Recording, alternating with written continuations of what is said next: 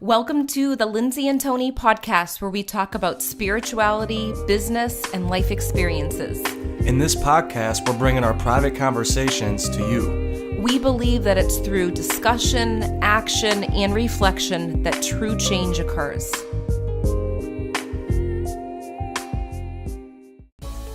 Hello and welcome to episode 16. Today is all about the power behind self-expression. And in this episode, I interviewed my amazing friend, Susan Ferrero. And actually, Susan was first my client, then she was my student, and now she's my friend. I can talk to Susan for hours. I just love her. She's so knowledgeable, she's funny, she's right to the point, and she's just such an amazing person and businesswoman. And she has a lot of knowledge about a lot of different topics, and specifically self-expression. She gives us so many different examples of how it's come up in her life and her business, and also experiences that she's had with clients. So I can't wait for you to listen to this episode. Now, before I let you listen to the show, I'm going to read a little bit about Susan. So Susan Ferrero is the former burnt out, overachieving design director of the US brand Kate Spade New York. After years of creating much success in the fashion industry at the expense of her time, energy, and health, she finally found a way to let go of her horrifying work habits and patterns, including procrastination and perfectionism, and has shifted how she makes money from effort and exhaustion to energy and ease. Since she's become a speaker, psychic medium, and the creator of the Easy Money program, a transformational method that helps other driven, overworked artists, leaders, and creative entrepreneurs do the same. Go to susanf.com to get more information about her services and her free class. So I hope you guys enjoy the show. Hi, Susan. I'm so happy that you're here, and I cannot wait to talk about self-expression, which you are the expert in. Thank you so much for having me. I love chatting with you. You know that. Yes, I love talking to you. So I want to first open up and ask, what is your definition of self-expression? So for me, self-expression is, it's a couple of different things. I actually believe being expressed is our purpose. And I believe that that is why we are here. We each have a unique expression that wants to come through us. Right? And there are different ways that we can do that, whether it's through our voice or whether it's through creativity, sexuality, it all, it's everything really. And for me, it's why we're here. Yes. Oh my gosh, I completely agree with that. And, some people are afraid to express themselves. And I know you and I have talked about expression so many times, and I've actually done sessions with you and loved them. And I feel like that's an important piece, because some people don't know how to even start. They think that they're expressing themselves, but they don't know what that looks like. Maybe they think, well, what if I don't want to be someone that goes on camera? How else can I express myself? So what does that look like for your clients or So another way of looking at it is, I totally get that. And you don't have to be on video to express yourself. That is just one tool for self-expression, right? And every single human is here to be expressed. That whether you choose to be a mother, right? Whether you choose to have an online business, whether you choose to be an athlete, whether you choose to be a teacher, it doesn't matter. They're all forms of expression. What matters is that you listen to your inner guidance, your inspiration, your intuition, just like you did when you were a child. So feeling expressed and full self-expression really comes from being in the play state. And I call it the play state, right? Instead of to play, like what we would say when we were young, go outside and play. It's really a state, just like flow. It is the flow state, right? So if you think about, most of us can remember a time in our childhood when we felt free to play, right? And if you can't, that's okay. But most of us can remember a time where if you look back when you were a kid, you would eat breakfast and you would go out to play and you would explore and you would follow your inspiration. So whatever ideas you had to do, you would act on them, right? This is expression, right? Maybe you wanted to draw something. Maybe you wanted to climb a tree. Maybe you wanted to play, have a concert with your friends. That's what I did. I love it. maybe you wanted to play office or, school and you were the teacher. Whatever it is, you were in that play state and it was effortless, or as I like to say, easy. That's what true ease is. And when we're in there, when we're doing that and listening to ourselves, we are aligned with who we are meant to be, which means we're in integrity. And this is different than being aligned, when we're manifesting, being aligned with what you want. Mm-hmm. This is different. Being aligned with who you are is integrity. You can be aligned with what you want and not aligned with who you are, and you're not going to have the emotional experience that you want. Yes. Aligned with who you are first and foremost in that integrity, you're going to get things and experience things that you couldn't even dream of what you want and more. So that will come from allowing yourself to be in the play state. That's the tricky part. I love that. I feel like kids are such a great teacher to us with the children. They do exactly what they want. They don't filter themselves. Exactly. But I know you and I have talked about, as we get to be adults, it's very easy to censor ourselves. I mean, I will raise my hand. I've done it before where I censor myself in different situations.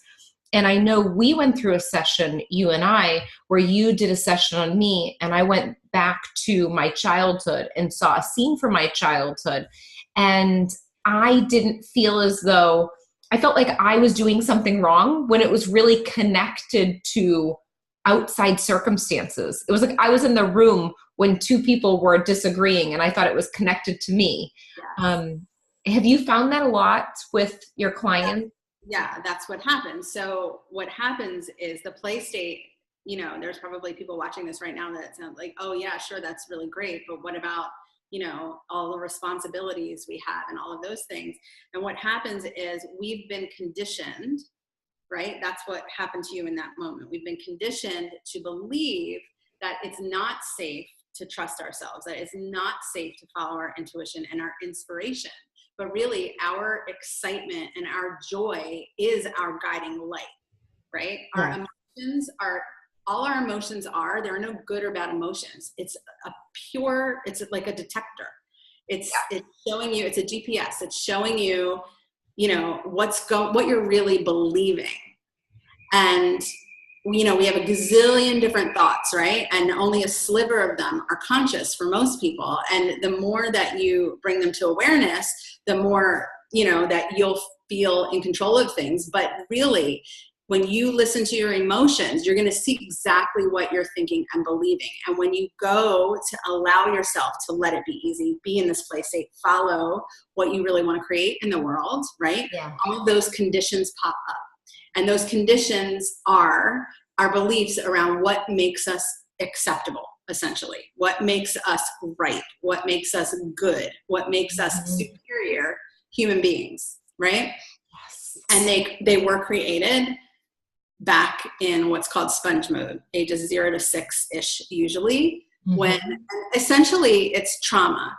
But there are many different levels of trauma. So it doesn't have to be serious abuse at all. It doesn't have to be, it can be, but it doesn't always have to be. It could be something, some of my clients, find, like one of my clients remembered a time where she was actually stuck in a pants rack in a department store, right? And she was laughing when this memory surfaced, right? But in the moment as a child, it feels frightening and we feel powerless, right? We feel unsafe in the world, or we, think that we're stepping out and playing and following that inspiration. We get in trouble for it, right? We do something that, annoys one of our parents or frustrates them or they think is wrong.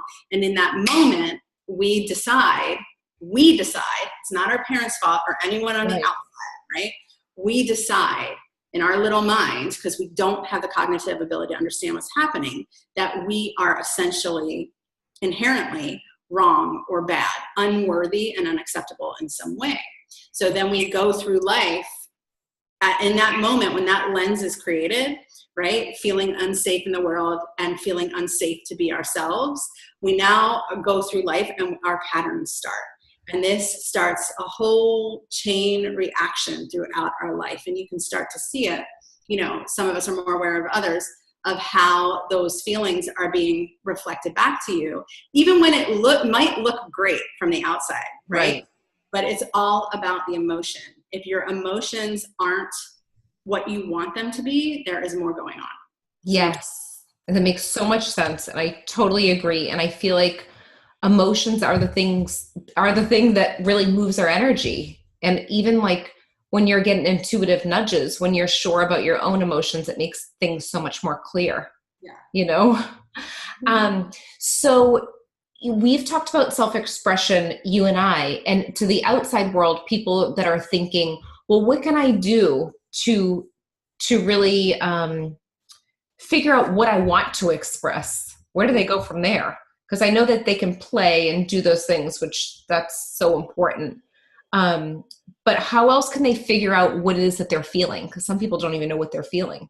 Well, that's about getting back in touch with your emotion. And that is a huge issue for a lot of humans really in our society, because we've been taught that it's not safe to feel.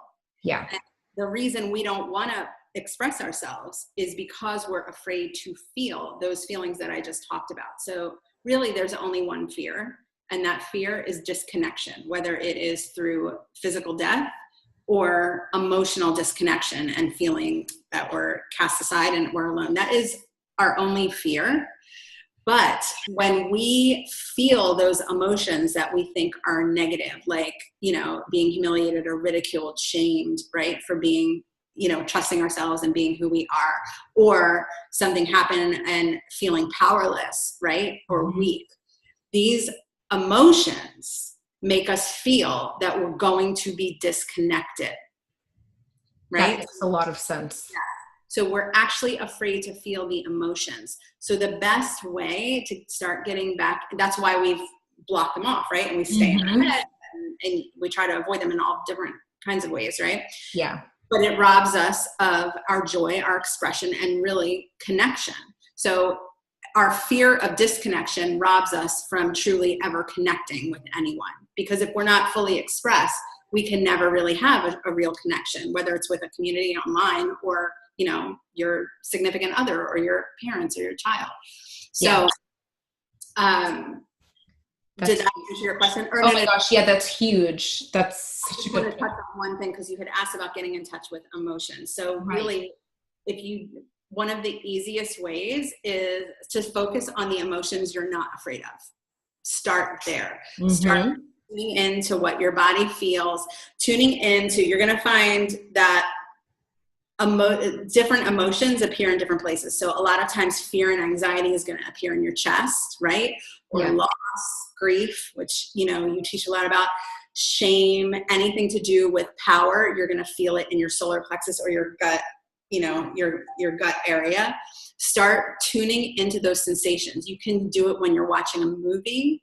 You can do it when you are out having fun. See how long you can actually sit with the emotion, because the way to face the fear of feeling emotion is to feel emotion.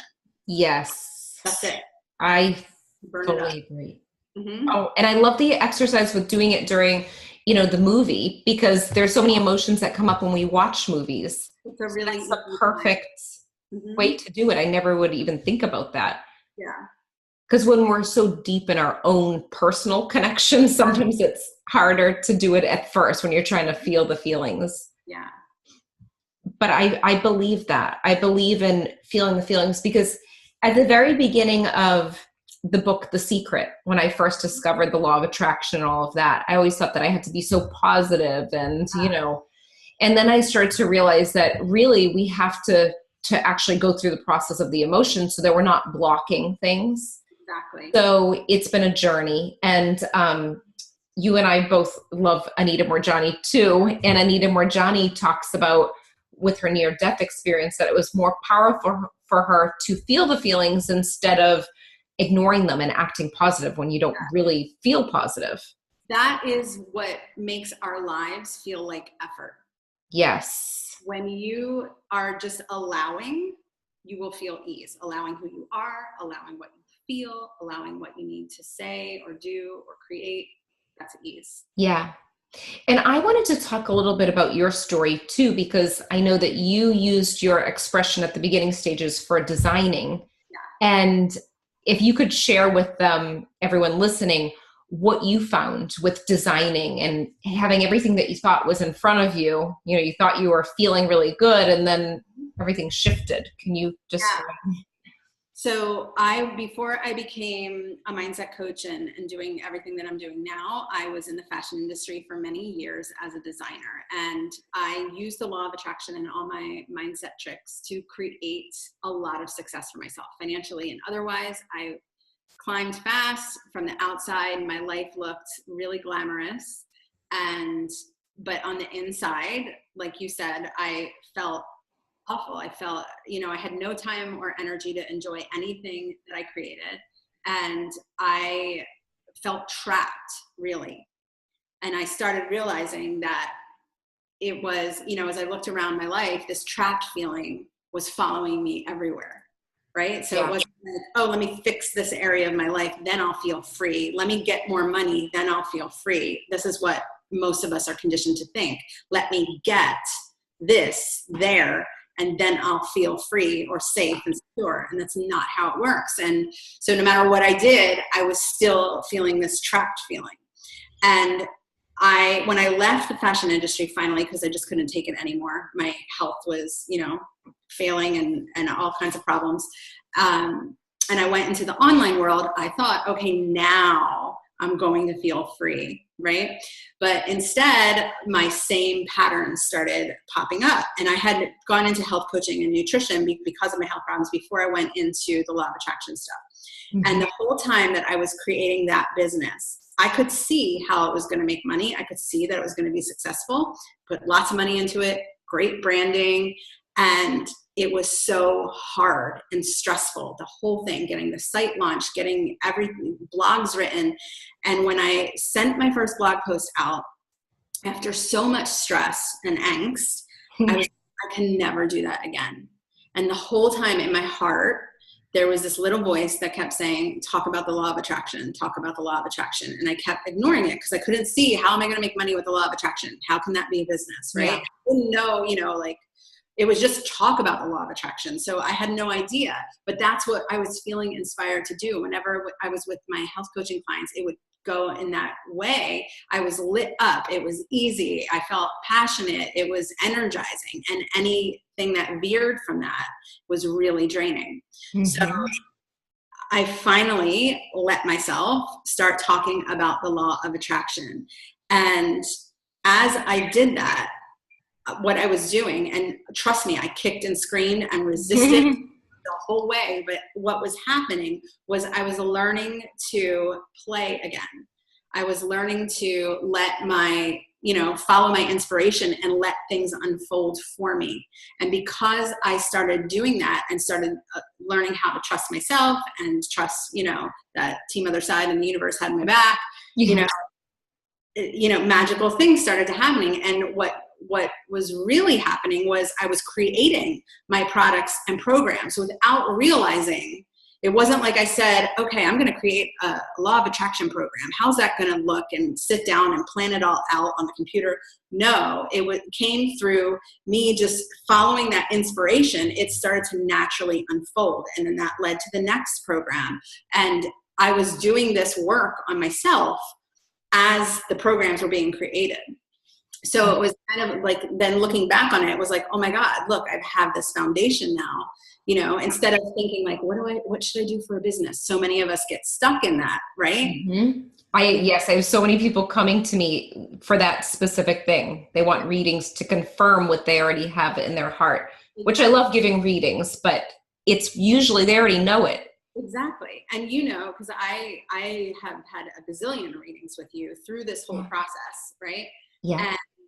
And they're constantly telling, I say they, because it's my guides, my Team Other Side, I call them, constantly telling me, let go outside, get away from the computer, go explore, drink more water. They were showing me how to manage my energy so I could receive that inspiration. Yes. Okay? And I feel like I love, because you and I both do the same thing with writing things down. Yeah.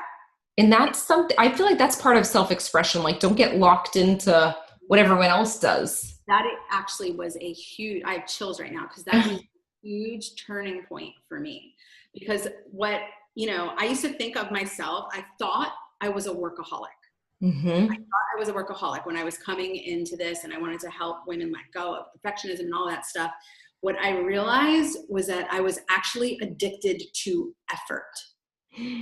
So when we have when we put those conditions on ourselves, it creates a feeling of punishment and reward, right? And it makes us feel we need to earn to be worthy, right? And that this punishment, the universe is not punishment versus reward. It's a mirror. Yeah. It reflects. So there is no, you're being good, so now you get rewarded. You're being bad, so now you get punished. Right. It doesn't work like that.